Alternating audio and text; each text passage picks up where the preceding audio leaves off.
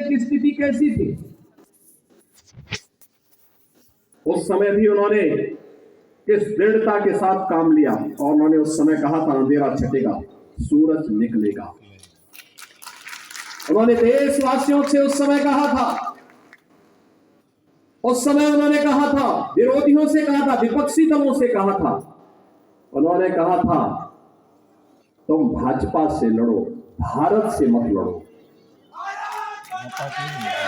ये केवल एक दूरदर्शी राजनेता ही बोल सकता है। और अटल जी ने सदैव इन कार्यों को हमेशा प्राथमिकता के आधार पर आगे बढ़ाने का काम किया।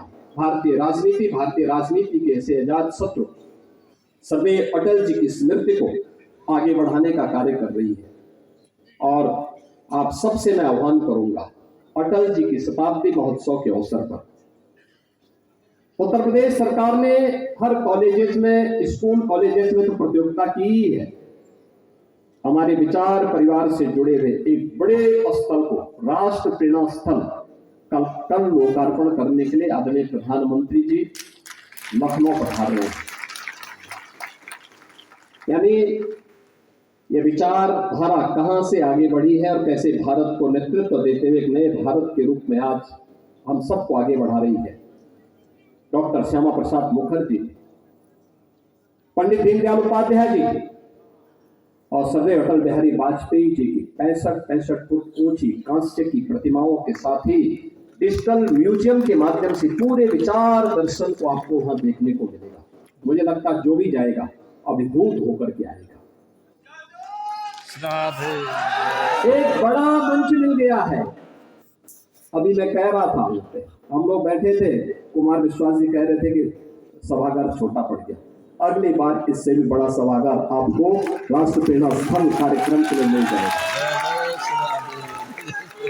वहां का जो ओपन एयर थिएटर है उसमें 3000 लोग बैठ सकते हैं और जो मंच है ना, इस मंच से दुगना मंच है।